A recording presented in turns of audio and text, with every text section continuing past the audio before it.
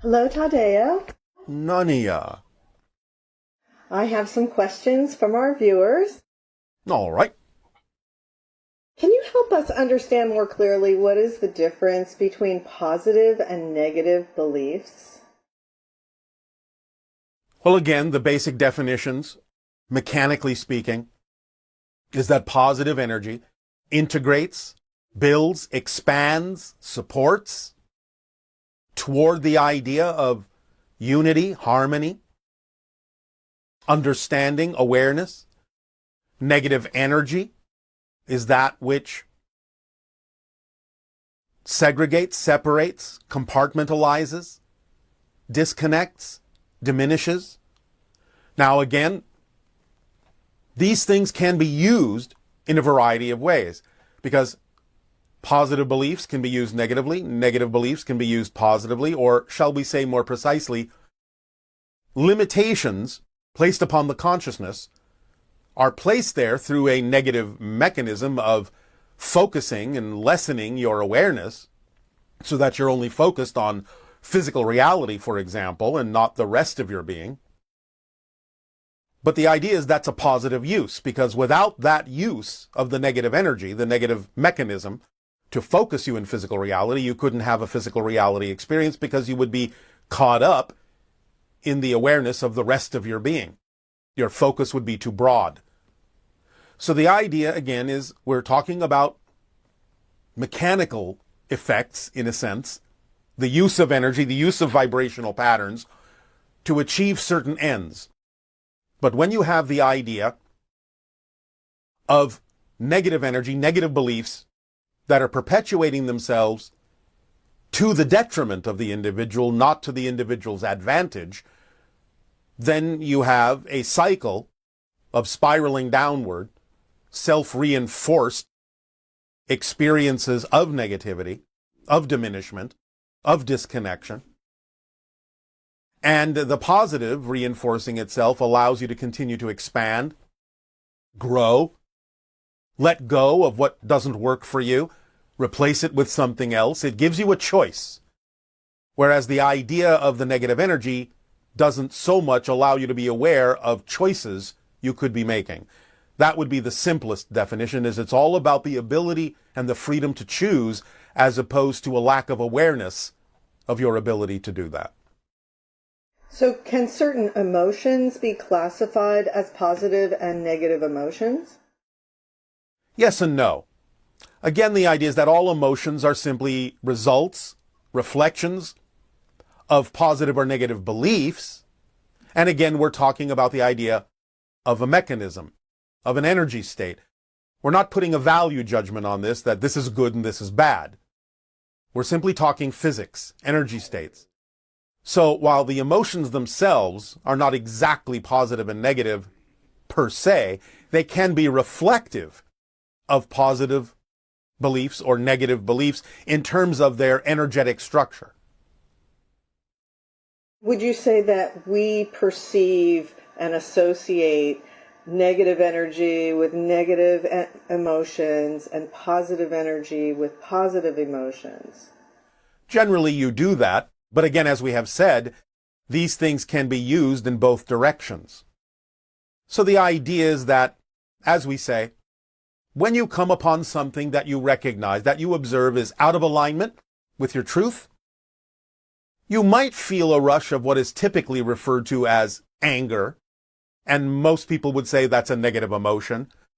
But in fact, the natural anger is simply a rush of energetic alignment or misalignment or recognition thereof of misalignment or alignment that allows you to make a decision and proceed however it is you really prefer to. But if the idea of the rush of recognition of misalignment with a concept lasts for maybe more than about 15 seconds, then yes, it can be representative of the idea of negative judgments and belief systems and definitions that are perpetuating that particular experience of emotion longer than would actually be necessary to use a positive or apply a positive effect to the recognition that something is out of alignment with you. so that you can move forward in a more positive way through that recognition that might be temporarily experienced as, quote unquote, the use of negative energy. So how does that connect with the idea of high vibrational states and low vibrational states? Well, generally speaking, high vibrational states generally are associated with positive energy because they are integrative and therefore they build up and increase the frequency because it's more integrative and more expansive. Whereas the idea of the diminishment of frequency is usually associated with the negative belief because it is compartmentalizing, separating, segregating, disconnecting in its experience, and therefore that equates generally to a diminishment of frequency in terms of the kind of energy we're talking about. So is the idea that if a person is actually coming from a negative psychological state and they feel a rush of excitement and things like that, but it's actually based on the idea of diminishment of another person, then it's not excitement that they're experiencing, it's a rush of anxiety. In other words, this is what goes back to what we began this transmission with. Honesty in self-evaluation so that you can have greater discernment in recognizing the difference between true excitement and anxiety within yourself. Because you can disguise them with dishonesty, with an inability or an unwillingness to really look at the belief systems within you and the reasons for why you choose to do what it is you choose to do. This is why it's so important to not be afraid to really look deeply at your belief systems so that you don't confuse the idea of anxiety with excitement and vice versa, confuse excitement for anxiety. Right. So you can see that it really is a process of understanding these concepts and not necessarily just immediately thinking because you have a certain emotion, that's a positive, higher vibrational state. You need to understand why you're feeling what you're feeling. Yes. It's not about what you call knee-jerk reactions, either in positive or negative direction, but a realization, a clear understanding of why you're having the emotional reactions and responses you are by getting in touch with the belief systems behind them to make sure that you are honest and clear within your ability to discern the difference.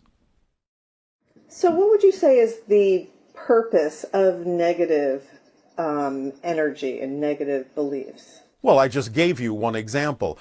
Without the idea of the use of a negative mechanism to impose certain limitations of focus upon your consciousness, you wouldn't be able to have a physical reality experience.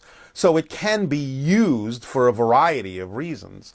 And also, of course, as a comparative or contrasting energy, because sometimes by attracting what you might call a negative scenario in your life, you have a better understanding or a clearer understanding by comparison of what might be a positive scenario in your life. So it's sort of the old saying of it's easier to see a candlelight when it's surrounded by darkness. And emotions and energy can be used in positive and negative ways. And we always have to keep that in mind. Yes. So does it mean that if we're talking to you that we're moving in a positive direction? Generally speaking. But again, it depends upon what you do with what you have gained from the conversation. It's not just about the connection. It's about what you do with the connection. Because you can listen to us all day long and then go off and misinterpret, misunderstand some of the things we have said, or simply choose to misapply or apply them in a negative way in your life. So again, remember, it's not about what happens, it's about what you do with what happens that makes the difference in how you experience your reality. And along generally speaking, people that are interacting with us, on general, will be expanding their consciousness and thus raising their frequency if they are willing to allow the conversation to be what it needs to be for them, in allowing it to serve them in a positive way. That is a general truth. But again, it doesn't prevent someone from using it however they wish. We just want to be clear about that. Okay, that's great. And along the lines of discernment, how can a person tell if a channel is real, so to speak, and whether or not they're actually channeling the entity's identity or existence for real. It's not about determining whether the entity or the channel is quote unquote real. As we have said before, it's about whether or not the information coming through that being works for you. Does it align with you in a way that allows you more freedom, more self-empowerment, more of what you prefer in your life? Or does it attempt to, shall we say, sow control or seed the ideas of control and you must do this and insistence on that? The idea, again, is does it expand you or does it diminish you in terms of how you apply that information? Please do remember, and this includes us as well, take what works for you and leave the rest behind. You get to determine what the information is for you and how valid or not valid it is for you. So it's not about whether the entity is real or accurate. It's about, does the information allow you to be using that information in a way that you prefer, or does it attempt to limit you in ways that you don't prefer? So some individuals are asking about how to handle grief, how to go through that process of heartbreak in an easier way than typically we would experience here on Earth. All right. Well, of course, first and foremost, it's all right if you allow yourselves to grieve, because it can be a process of letting go and expanding and reaching out and connecting on a different level. In most cases, the idea of grief is really nothing to do with the person that has gone on. It has more to do with the idea of the people that have, in your terms, been left behind in physical reality, because they have a wish to expand, they have a wish to understand their connection more to spirit. And so in some senses, they may experience the concept of sadness at having the idea of someone having expanded beyond them.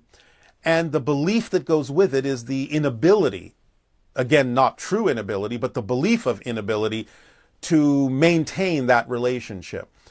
With more understanding, with more discernment, with more expansion of consciousness, grief will diminish. Because the idea is that you remain connected because you can stretch out with your senses and still communicate with those who are now in spirit, or things that you believe you have lost. When you understand there really is no loss, but only change, only shifting into a different state, then grief will be diminished because nothing really has been lost in your definition. You are not left behind. You are not abandoned. You are not bereft anymore. Those definitions no longer apply when you can begin to perceive that you are actually still in communication with those things and those people that have gone to a different state, because you have expanded your consciousness to the point where you can do that. You realize that. You're more aware of that.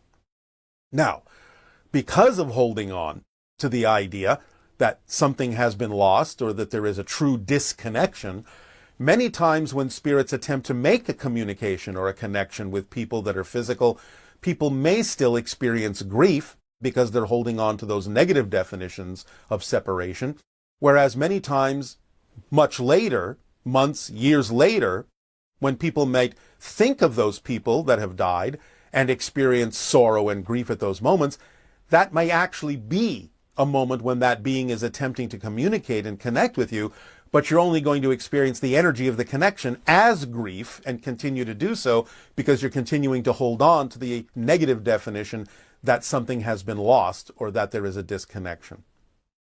It does also come down to the idea of accepting that you have started a new chapter in your relationship with that person. Yes. Very often, the timing of people going into spirit will actually be an invitation to stretch the consciousness of the people still in physical reality, to reach out, to connect to them, to expand their senses so that they can be more aware of the idea of spirit, and that those beings are still around, just in a different way. That it is an opportunity to expand the relationship and allow it to deliver gifts and understandings and information and energy that will serve the person in physical reality, by allowing that person who has gone into spirit to be more of a guide. And so when you do die, do you reconnect with the person that you loved or whoever you... Well, very often, yes. But again, remember, you're not actually ever disconnected, but you become aware of the fact that the connection has never gone away. And yes, very often you will encounter them on the spirit level because, remember, you are all already on the spirit level. You never really leave it. That's more your natural state. Physical reality is an idea that a spirit has that it's no longer in spirit. But it is. Most of the being is in spirit and therefore in communication with that other being all the time, or at least often enough to know that there is always a connection. So when you pass, when you die, when you expand back into or awaken back into the fact that you never actually left spirit and you've been with that being all the time, then you realize that the idea that physical reality experience idea of having lost something was an illusion. So another psychological question that people have has to do with reactions to negative information or information they're not happy about, or choices that they made that generate feelings of regret and rumination. Oh, woulda, coulda, shoulda. All those kinds of reactions to information. Yes. But again, you're talking about emotional reactions that are the result of belief systems being held in the conscious mind or unconscious mind of that individual. So again, the idea is, it's not about focusing on the idea of the emotional reactions so much as it is acknowledging that they're there, and if you prefer, using them to backtrack what kind of beliefs you would have to be buying into or holding on to for those particular emotional responses to have been generated. Because you have to know, if you understand how things work, that there can be no such thing as an emotion in a vacuum. You don't just automatically have an emotion to information or circumstances or situations. If you didn't have a definition of your relationship, positive or negative, to that circumstance, you wouldn't have any emotional response at all. So the idea is you can use the emotions that come up, not by ignoring them, but by acknowledging that they're there, and using them to get in touch with what you would have to believe is true about yourself in this situation in order to have the response or reactions that you're having emotionally. The idea is, again, to understand how these things work, what generates what, and to understand that the beliefs and the definitions always come first, whether you're aware of them or not. That's why the emotions and thought patterns and behaviors can be so valuable in being able to backtrack all the way back to what kind of beliefs would generate those kinds of emotions and thoughts and behaviors. That's what the belief systems use to reinforce themselves, to make themselves seem more real. They reinforce themselves by generating emotions so it feels real, by generating thought patterns that are in alignment with that particular belief system so that you think it's real, and by generating behaviors that go hand in hand with that belief system so that it really seems physically reflectively real, and thus it creates reinforcing experiences in physical reality to drive the point home that this belief now feels like it's true, feels like it's a fact, when in fact it's not a fact. It's just what the belief is generating to reinforce itself, to perpetuate itself, because beliefs have to do that in order for you to have a physical reality experience at all. If beliefs didn't reinforce themselves, the entire illusion of physical reality would just go poof, and you would never have a physical experience.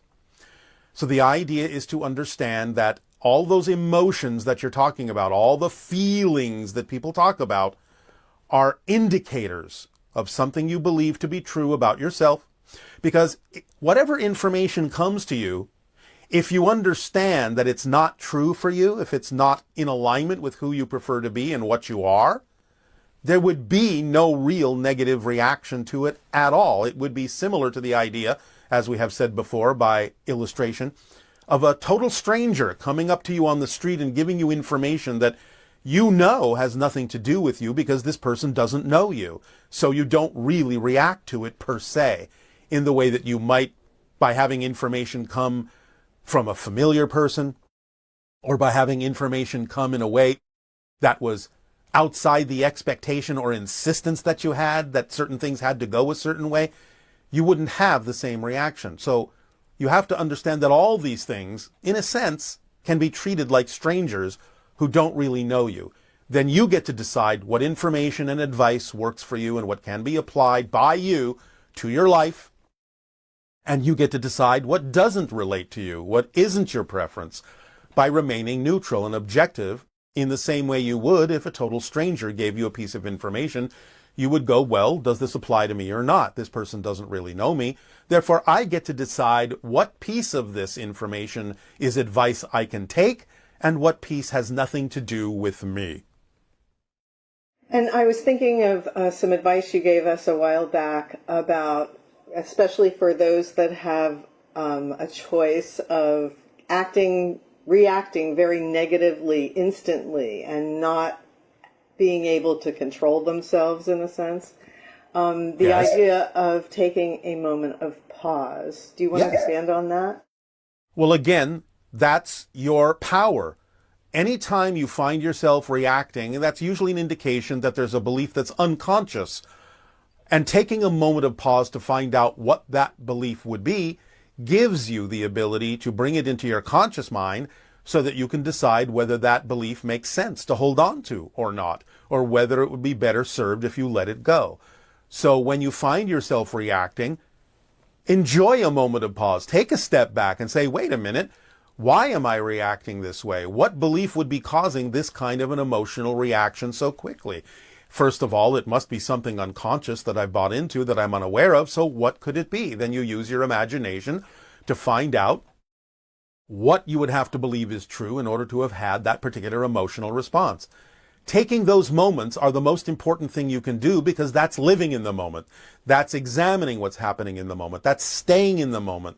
That's not suppressing it, ignoring it, rushing ahead to something else you think is better. That's staying right with the process. That is the most important process because it's all about knowing yourself, discovering yourself honestly, with integrity, deep diving into what beliefs must exist within your consciousness in order for you to be experiencing the emotional reactions you are because you understand how things work and therefore because you understand that this emotion couldn't have been there without a belief existing first.